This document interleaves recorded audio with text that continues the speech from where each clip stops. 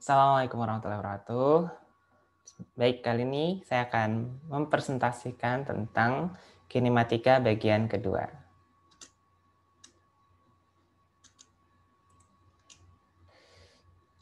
Oke, pada kali ini kita akan berbicara tentang gerak dua dimensi.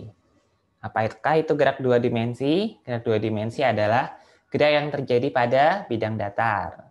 Dan biasanya seperti gambar ini ya, gerak dua dimensi itu ada yang secara pakai koordinat kartesian, ada yang menggunakan koordinat polar. Nanti akan dibahas di belakang, insya Allah. Baik, nah intinya dalam gerak dua dimensi itu menggunakan dua variabel arah, di mana untuk kartesian itu x, y ya, seperti gambar ini. Kalau nanti polar itu r, theta. Nah, contoh gerak dua dimensi adalah gerak parabola. Kadang juga disebut sebagai gerak peluru. Ya sejenis itulah. Tapi maknanya gini, kalau peluru itu maksudnya benda dianggap seperti partikel. Partikel itu berarti tidak mempertimbangkan dimensinya, apakah dia pena, apakah dia segi empat, kotak, dan lain-lain. Kita menganggap dia ada sebagai titik. Nanti kalau yang benda seperti macam-macam tadi akan dibahas di materi khusus. Oke, kalau parabola itu maksudnya lintasannya. Lintasannya nanti berbentuk parabola. Kalau gerak melingkar, insya Allah jelas ya. Itu banyak sekali fenomena alam yang menggunakan gerak melingkar, seperti rotasinya bumi, revolusi bumi, termasuk kita muter-muter tali, ya itu gerak melingkar. Termasuk bulan berputar itu gerak melingkar. Oke, sekedar mereview saja bahwa dalam vektor dua dimensi itu ini vektor gitu. Jadi materi vektor jangan sampai lupa ya. Materi pertama tentang vektor jangan dilupakan. Karena nanti akan kepakai terus sampai di belakang nanti. Nah, ini mengingatkan ya tentang bagaimana sih vektor posisi dalam dua dimensi. Nah, ini untuk koordinat kartesian. Misal nih, ada R1. Ini vektor ya, vektor R1. Dia adalah karena dia dua sumbu, maka dinyatakan dalam XY ya. Ada X1I, ada Y1J. Kemudian untuk untuk R2, X2I, X2J. Nah, berapa perpindahannya atau pergeserannya? Nah, berarti tidak lain adalah vektor R2 dikurang R1 kan? Nah, kita mencari delta R. Oke, gimana caranya? Ya dikurang dong. Dikurang antara vektor akhir, posisi akhir, yaitu B. Ini ya posisi akhir, dikurangi posisi awal, yaitu A. Nah, sehingga kemudian yang vektor R2 kita jabarkan. R2 ini kan terdiri dari X2 dan Y2.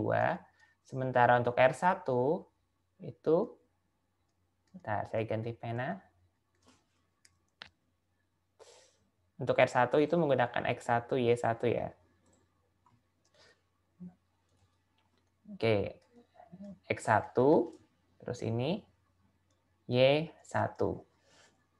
Nah, makanya kenapa R2 jadi X2I plus Y2J, sementara ya ini kasih kurung ya. Kasih kurung.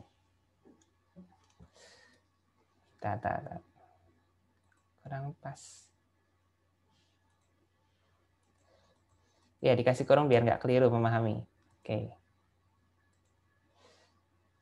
Tadi saya geser dulu agak mengganggu. Nah, ini baru enak.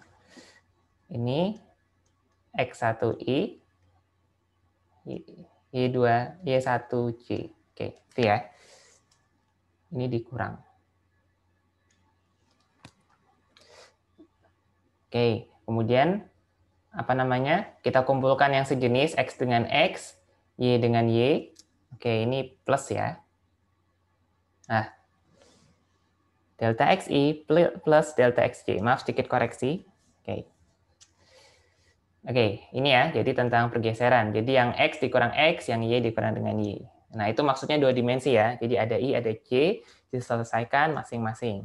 Termasuk nanti misalnya kecepatan, kelajuan. Nah, ini saya bahas di sini.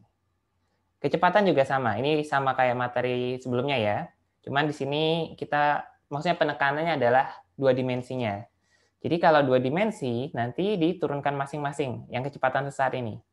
Nah, jadi yang X diturunkan sendiri, yang Y turunkan sendiri. Dan ini kecepatan totalnya ya. Kecepatan total itu Vx kuadrat tambah Vy kuadrat karena dia tegak lurus. Kecepatan sama aja ya. Kayak kecepatan tadi, jadi masing-masing diselesaikan sendiri-sendiri. I sendiri, Y sendiri. Oke, ini untuk koordinat kartesian, di mana gerak parabola ini menggunakan koordinat kartesian. Contoh, misal benda bergerak bidang X, Y. X-nya persamaannya 2T pangkat 3 min T kuadrat. Kemudian yang Y-nya itu 3T kuadrat min 2T plus 1.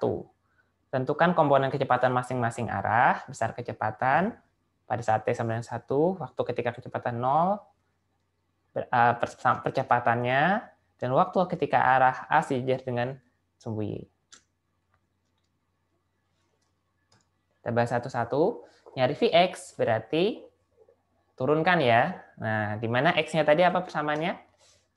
2T pangkat 3 min T kuadrat. Gimana cara menurunkannya? Masih ingat ya di pembahasan kemarin ya?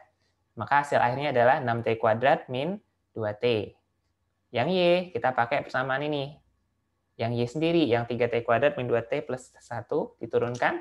Jadinya Vy 6T min 2. Nah ini ya, jadi inilah persamaan pada sumbu X, ini persamaan pada sumbu Y. Atau boleh juga ditulis kayak gini nih, berarti V adalah 6T kuadrat min 2T I plus 6T min 2J meter per sekon. Boleh seperti ini juga. Oke. Nah ini ya maksudnya 2 dimensi ya, ada I, ada J. Kemudian nyari saat T sama dengan 1, tinggal substitusi aja ya. T-nya diganti angka 1. Maka didapatkanlah Vx-nya segini, V-nya segini. Sehingga kalau V total ya kuadrat, masuknya. Waktu pada kecepatan sama dengan 0. Berarti saat Vx dan Vy sama dengan 0. Nah, jadi ini pakai persamaan kuadrat ya. Jadi, nah kita kan dapat persamaan nih. Vx-nya 6T kuadrat min 2T. Vy 6T min 2. Nah, detailnya kayak gini nih yang C. Vx 0, atau Vy 0 dulu aja biar gampang. Vy sama dengan 0. Vy apa persamaannya? 6T min 2 kan? Kita nyari yang saat sama dengan 0. Maka 6T sama dengan 2, T sama dengan 2/6 ya, atau sepertiga. Nah itulah apa namanya, kenapa dapat sepertiga. Nah kebetulan Vx, Vy ketika 0-nya sama. Kita lihat ya, Vx, kalau Vx ini kan apa? 6T kuadrat min 2T. Kalau ini mau dibuat sama dengan 0, berarti ini jadinya difaktorkan ya. T, 6T min 2.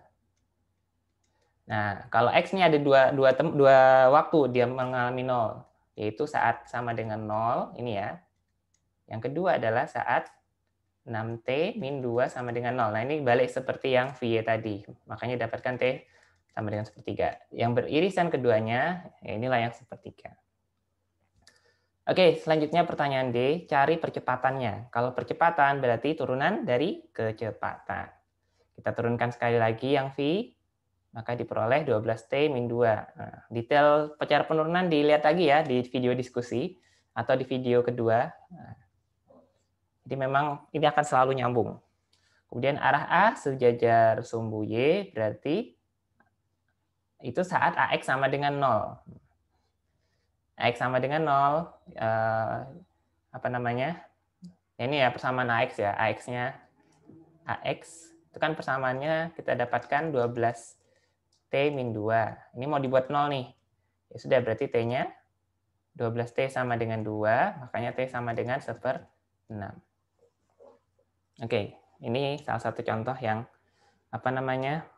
Tentang persamaan dalam 2 dimensi. Jadi sebenarnya sama kayak apa? GLB apa persamaan umum gerak kemarin. Cuman bedanya sekarang punya 2 sumbu. Jadi mainan turunan integral, nah ini harus terampil ya. Kalau lupa, tonton lagi.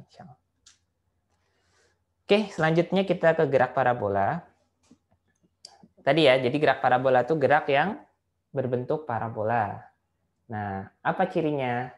Cirinya adalah dia percepatannya tetap. Jadi dia bukan termasuk GLBB. Secara umum GLBB. Tapi untuk X-nya biasanya itu gini. Nah, umumnya pada sumbu X itu dia GLB, sementara sumbu Y berupa GLBB. Jadi ada salah satu yang GLBB, minimal salah satu. Memang ada kasus khusus yang keduanya GLBB, tapi ya itu mungkin untuk yang advance saja ya. Untuk yang biasa sumbu X itu GLB, sumbu Y GLBB. Nah, kira-kira ilustrasinya gini nih. Jadi benda dilempar, nah membentuk parabola kan ya. Nah, sumbu X dia tidak punya percepatan kan, tapi sumbu Y dia punya percepatan. Siapa yang menyebabkan percepatan? Gravitasi.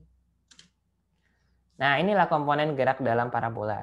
Jadi ada kecepatan X, ada kecepatan pada sumbu Y.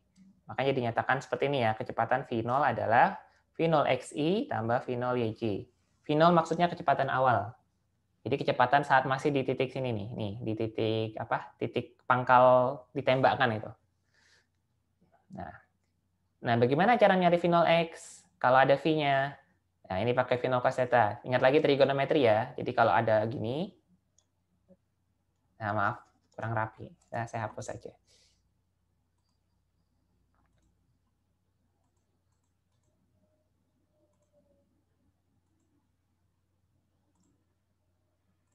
Misal ada segitiga, ada V, nah terus dicari nih komponen X-nya nih. Oh, miring pantesan. Oke. Ini Vx, V0x.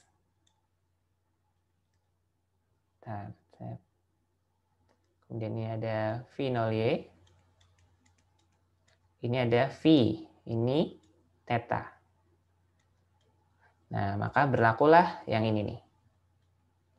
Nyari V0x adalah V0 cos theta, sementara V0y V0 sin theta. Nah, kecepatan. Bagaimana ngitung kecepatannya? Nah, ini kan GLBB ya, kan dia punya percepatan dengan arah gravitasi yang ke bawah. Jadi kita asumsi atas positif, bawah negatif, kan gitu ya. Makanya V jadi V0 min GT. Ini hasilnya ya persamaan kinematika kemarin, V sama dengan V0 plus AT, kan gitu kan ya. Cuman A-nya menjadi min G. Nah, sekarang karena ini dua dimensi, maka V0-nya harus diuraikan. Makanya ada V0 XI, V0 YJ. Dan G-nya arah mana sih? Oh, ternyata gravitasinya tuh ke arah sumbu Y saja. Makanya ini cuman GTJ saja. Nah, seperti tadi, yang bisa dijumlahkan dikurangkan itu cuman yang sesama sumbunya sama. Maka kita pisahkan V0x-nya, makanya jadi tinggal V0y min GT. Nah inilah yang jadi persamaan gerak umum ya. Vxi tambah Vyj. Nah, V sama dengan ini. Nah, kemudian jabarannya di sisi kanan ini. Vx adalah V0x, artinya V kecepatan x itu konstan dimanapun berada. Untuk kasus gambar seperti ini ya. Jadi baik di kiri, tengah, maupun akhir, V-nya sama. Nah, untuk Vy, nah karena dia berubah karena dia kena percepatan gravitasi, makanya dia berubah terhadap waktu. Di sini kecepatannya sekian. Di sini berubah lagi dengan persamaan V0y min GT. Nah, nanti akan ketemu situasi di mana Vy-nya negatif. Negatif berarti arahnya ke bawah. Oke, untuk posisi, nah, untuk posisi juga pakai persamaan kemarin ya, yang persamaan umum bahwa S adalah V0T min setengah GT kuadrat kan. Nah, cuman jabarannya sekarang ada dua sumbu. Makanya jadinya dijabarkan seperti ini.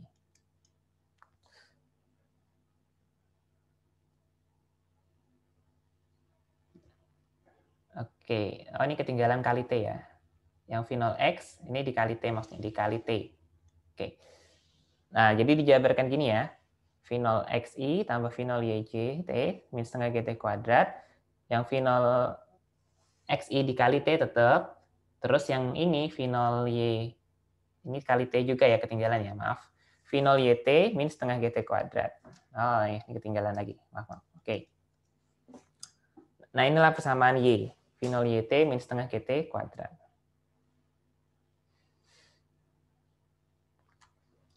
Nah, Kemudian bagaimana dengan kondisi titik tertinggi? Oke, tadi kan kita lihat di gambar ya, ada kondisi titik tertinggi. Nah, titik A ini adalah titik tertinggi. Pertanyaannya adalah, kapan dia mencapai titik tertinggi? Nah, coba kita logikakan nih. Pada saat titik tertinggi, benda naik lagi nggak? Enggak kan? Artinya kalau nggak naik lagi, berarti berapa kecepatannya saat itu? 0. Nah, itulah kata kuncinya. Makanya jadinya saat titik tertinggi, V0, Vy sama dengan 0. Setelah disubstitusi, maka ketemulah titik tertinggi itu V0y per G. Nah, inilah cara mencari waktu titik tertinggi. Nah, bagaimana tinggi maksimum? Tinggi maksimum itu V0YT min setengah GT kuadrat. Kan gini kan ya. Nah, T-nya tinggal substitusi. Kan udah dapat nih nilai T-nya. Kita substitusikan. Sehingga diperoleh nilai ini. Inilah apa namanya saat dia mencapai titik tertinggi. Nah, bagaimana saat titik terjauh? Titik terjauh itu saat, coba lihat gambarnya. Saat titik terjauh, berapa ketinggiannya? 0 kan? Ini kan 0 kan, titik terjauh.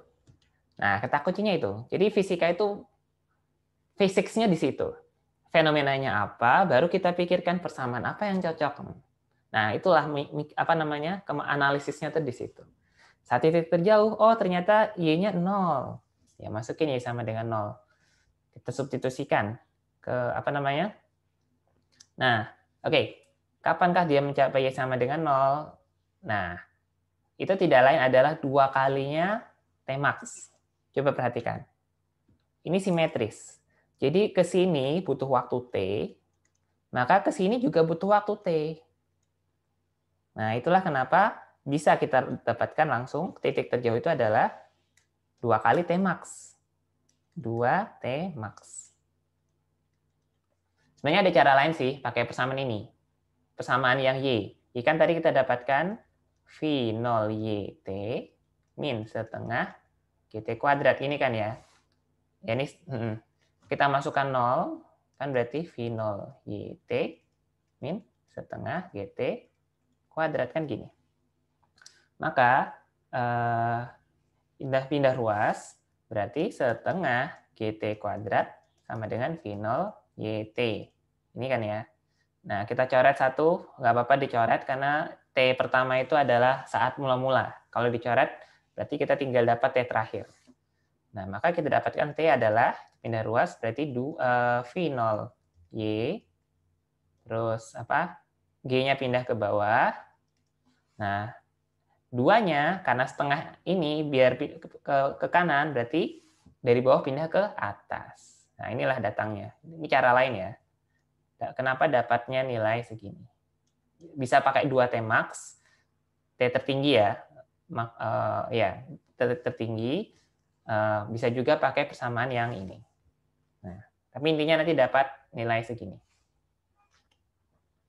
Nah, nyari X, titik terjauh, kan apa namanya, pada sumbu X kan GLB kan.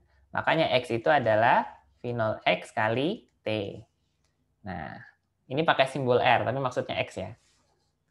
Oke, nah kita tinggal substitusikan nilai T-nya, maka didapatkanlah nilai ini. Inilah apa namanya titik terjauh. Nah, di trigonometri, teman-teman akan menemukan bahwa 2 sin theta cos theta itu sama dengan sin 2 alfa. Sin 2 theta, maaf. Ya, tapi kalau nggak pakai ini pun nggak masalah. Maksudnya langsung 2 sin theta cos theta langsung masukin nilai juga saya benarkan. Tapi pakai sin 2 theta juga boleh. Nah, sehingga itulah kenapa sih kita bisa melakukan titik terjauh itu saat sudut 45. Karena saat sudut 45 itulah kondisi sin maksimum. Sin 90 kan maksimum sin itu 90 derajat kan, 1 kan. Nah, sehingga kita dapatkan jarak terjauh akan tercapai kalau kita melempar dengan sudut 45 derajat. Jadi ada teorinya seperti itu. Kenapa sih bukan lurus atau tinggi tapi harus di tengah-tengah? Karena ya ini teorinya. Nah, ini rangkuman ya, yang penting ini. Maksudnya nanti teman-teman kalau catatan apa ya ini. Jadi pada sumbu X itu X-nya V0 XT atau V0 cos theta T. Komponen Y ini ya, V0 Y min setengah gitu dan seterusnya. Ini bisa dibaca sendiri ya. Inilah persamaan pada sumbu X dan Y. Secara umum pada komponen X itu GLB, komponen Y GLBB. Nanti untuk kasus khusus kita bahas di kelas advance saja. Contoh, misal nih, ada pohon mangga yang sedang berbuah jarak 10 meter dari seorang anak. Anak tersebut mengincar mangga pada ketinggian 8 meter. Jika anak tersebut mengarahkan batu pada 45 derajat, berapa kecepatan lemparan supaya batu mengenai sasaran? Kecepatan gravitasi 10 meter per sekon kuadrat. Walah Pak, ngapain dihitung, langsung lempar aja. Ya kalau manual memang gitu. Tapi kalau kita bicara analisis, bicara gerak, bicara mau bikin alat, bicara komputerisasi, ya itu akan mau nggak mau harus pakai mesin. Harus pakai hitungan gitu. Kecuali kalau mau manual terus. Nah, kalau manual terus itu sangat terbatas orang. Tapi kalau kita mau scale up, mau melakukan otomatisasi, mau bikin alat yang canggih, ya pasti pakai logika apa namanya persamaan-persamaan sejenis ini. Nah, disinilah latihannya seperti itu. Oke, nah apa yang pertama kita cek dulu apa aja sih yang diketahui.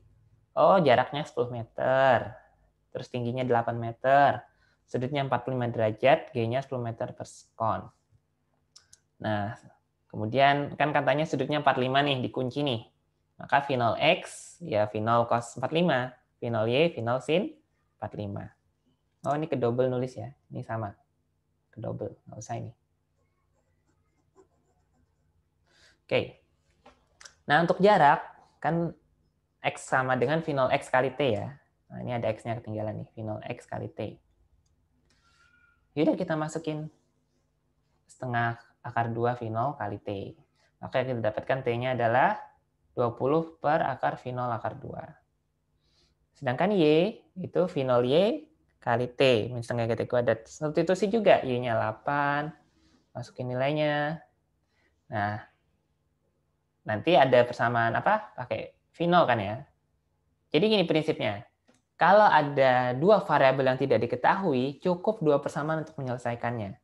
Persamaan pertama yang persamaan X, ini. Untuk persamaan kedua persamaan Y. Nah, di mana kita substitusikan nilai T-nya. Ketika T sudah disubstitusi, maka V0-nya pasti ketemu. Gitu, teman-teman. Makanya ini main matematis ya. Nanti teman-teman butuh latihan sendiri. Nanti dicoba-coba sendiri ya. Nanti kalau bingung kita diskusikan saat kelas ya. Oke, maka didapatkan nilainya segini. Ini gerak melingkar. Nah, gerak melingkar adalah satu fenomena alam juga yang real ada. Apa namanya? Seperti bumi yang berotasi, ban berputar, dan lain-lain. Nah, jadi insya Allah paham ya, gerak melingkar itu intinya gerak yang lintasnya lingkaran. Kenapa benda bisa bergerak melingkar? Itu karena punya percepatan yang arahnya ke pusat lingkaran, yang itu disebut percepatan sentripetal. Jadi tanpa percepatan sentripetal, maka benda ya pasti akan nggak akan bisa bergerak melingkar. Kenapa bumi bisa mengelilingi matahari? Itu karena ada percepatan sentripetal yang ke arah matahari. Dan di situ percepatannya adalah gravitasi antara bumi dan matahari. Tanpa gravitasi antara bumi dan matahari, ya bumi nggak akan mengelilingi matahari. Dia akan bergerak lurus saja menghilang seperti itu. Nah, itu contoh ya, dan ada banyak contoh lainnya. Ya, tapi sedikit lagi. Kenapa bisa melingkar ya? Pertama itu tentu karena kehendak Sang Pencipta ya.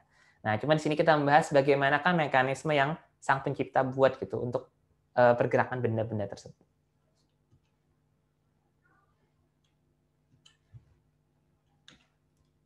Oke, lanjut sekarang jenis gerak melingkar. Jadi gerak melingkar itu ada persamaan umumnya, ada apa namanya? Maaf ketinggalan, ada satu lagi.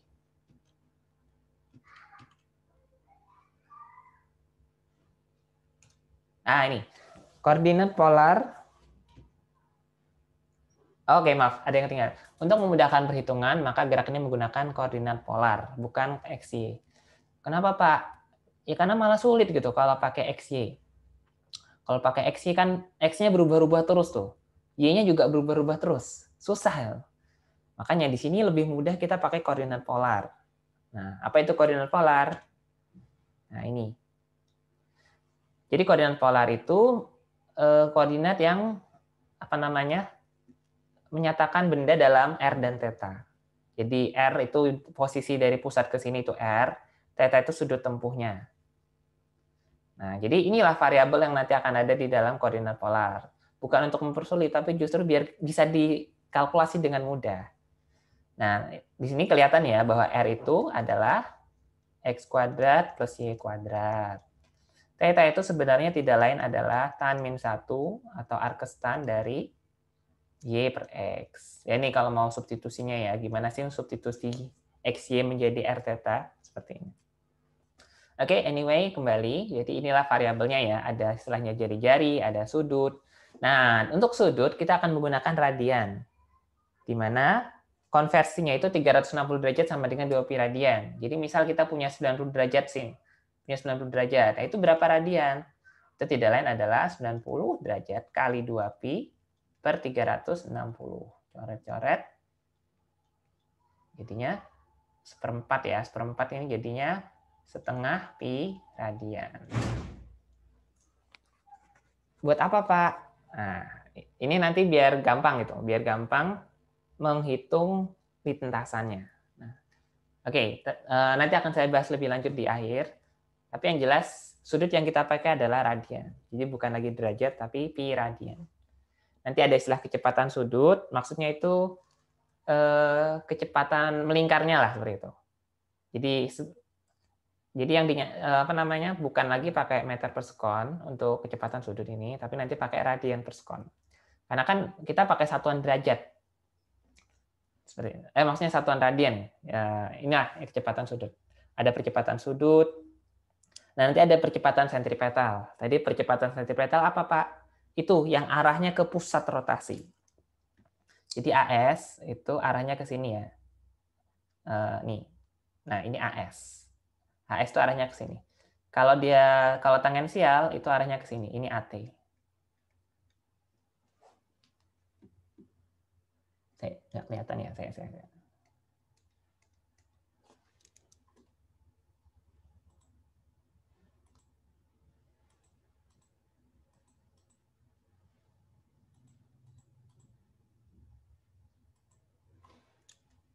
Yang ke arah pusat rotasi itu percepatan sentripetal.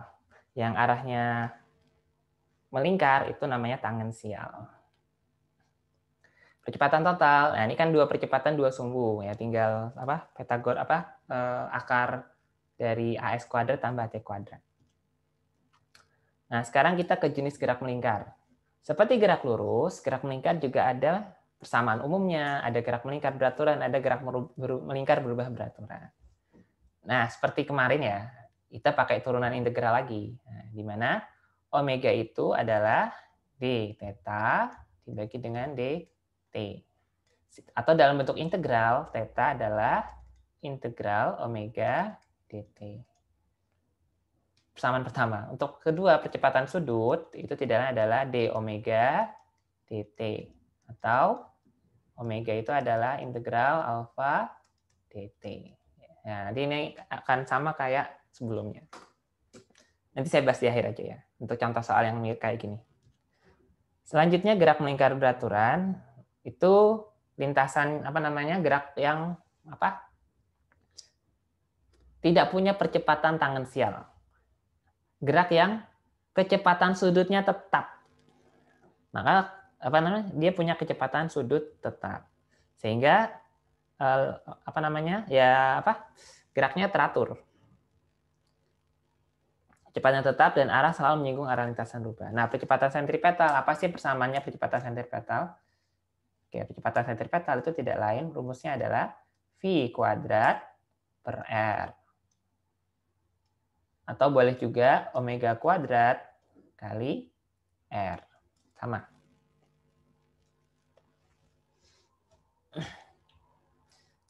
Nah, inilah kenapa bumi bisa mengelilingi matahari. Karena hitungannya pas.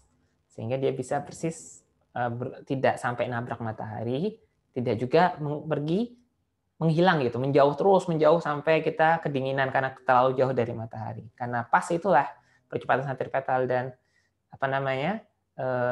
posisinya, makanya kita bisa hidup sampai sekarang. Nah, ini yang saya katakan, kenapa sih belajar fisika bisa meningkatkan keimanan? Karena kita sadar gitu bahwa ternyata alam semesta ini sangat teratur sekali gitu, dengan hitungan yang sangat tepat, makanya kita bisa hidup. Kalau hitungannya nggak pas, wah, entah kita sudah kedinginan membeku atau mungkin sudah terbakar kepanasan gitu, karena tidak tapi karena teratur itulah maka kita bisa seperti ini. Nah, itu luar biasa kita memperhatikan apa yang diciptakan oleh Sang Pencipta. Oke. Nah, ini ya persamaan dalam kecepatan dalam gerak melingkar beraturan beserta hubungannya dengan kecepatan linier ya. Kemarin kan kita bicara kecepatan linier kan ini ya persamaannya ya. Nah. Oke, kita mulai dari DS. Apa sih DS? DS itu maksudnya panjang lintasan ini nih. Nah, lintasan ini. Itu DS. Panjangnya ya. D theta itu sudutnya, perubahan sudutnya. Oke, jadi kalau ada kata DS, DT, D theta itu maksudnya perubahan yang sedikit sekali. Maksudnya seperti itu. Ya. Jadi DS itu panjang lintasannya. Nah, itulah kenapa kita pakai radian. Kenapa sih pakai radian? Itu biar bisa dirumuskan dengan mudah seperti ini. Jadi, ini kalau bahasa lainnya, S itu adalah R theta. Panjang lintasan, busur lah. Panjang busur itu R dikalikan dengan theta. Contoh sederhana gini. Berapa sih keliling lingkaran, teman-teman? 2πr kan? Masih ingat? 2πr. Nah, dari mana 2πr ini? Itu tidak lain adalah R dikalikan dengan sudut satu putaran penuh. Nah, berapa tadi sudut putaran penuh dalam radian? Tidak lain adalah 2π kan? Nah, itulah kenapa keliling lingkaran itu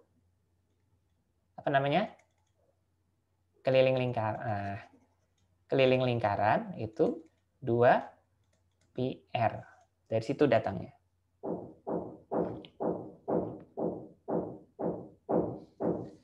Oke, paham ya? Nah, tapi untuk kalau nggak penuh gimana, Pak? Ya, pakai ini. S adalah R kali theta. Jadi nanti menyesuaikan aja. Sudutnya cuma setengah lingkaran. Berarti Pi kali R. Nah, seperti itu. Oke, kembali. Nah, inilah persamaan kecepatan sudut tadi ya. DT, D theta, DT. Dan ini hubungan antara V dan omega. Jadi hubungannya apa sih? Hubungannya V adalah omega kali R. Apa sih hubungan antara S dan theta, R kali theta. Nanti A dan alfa juga sama. A yang tangensial ya, itu tidak lain adalah alfa kali R. Nah, ini hubungan antara gerak biasa yang biasa dengan yang melingkar. Oke, kemudian gerak melingkar berubah beraturan itu cirinya adalah punya percepatan sudut konstan. Sama kayak gerak melingkar beraturan kemarin ya. Oke. Nah, ini ringkasan rumusnya. Jadi hampir sama dengan gerak lurus ya. Cuman bedanya simbolnya ganti sedikit. Dan jangan lupa tadi ada 3 hubungan tadi ya. Bahwa S adalah R theta, V adalah R omega, alfa adalah keliru. Alfa, kecepatan tangensial adalah R kali alfa.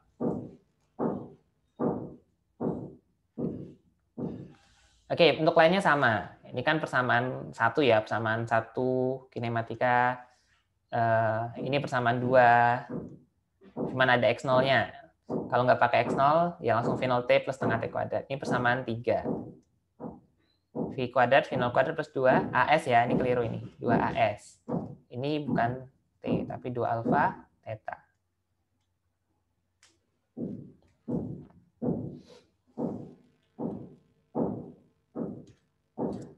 Contoh, misal sebuah roda berotasi murni mengenai porosnya. Pada sebuah titik jarak 0,2 meter sebuah rotasi menempuh sudut dengan persamaan ini. Jadi theta punya persamaan ya. Nah, yang ditanya adalah berapa kecepatan sudut di titik P saat 2 sekon laju titik P saat T sama dengan 2 sekon, percepatan sentripetal, percepatan tangensial. Nah, kalau mau nyari kecepatan, itu pakai turunan, maka dapatlah seperti ini. Diturunkan jadinya seperti ini. Pada saat 2 sekon kita substitusikan, ternyata diperoleh nilainya adalah 0. Nah, ini kecepatan sudut ya. Kalau kecepatan liniernya, itu rumusnya V adalah omega kali R ya, atau R omega ya. Maka diperoleh 0 juga, karena omeganya 0 kali R sama dengan 0. Kalau sentripetal, ya kebetulan 0 jadi 0 lagi. Kalau enggak, nah, kalau tangensial, kita turunkan sekali lagi ya. Kita turunkan omega terhadap T, maka diperoleh nilai ini. Kemudian kita substitusikan nilai T, didapatkanlah kecepatan tangensialnya ini. Baik, saya pikir cukup dulu. Nanti insya Allah kita bisa diskusikan di pertemuan. Oke, sampai...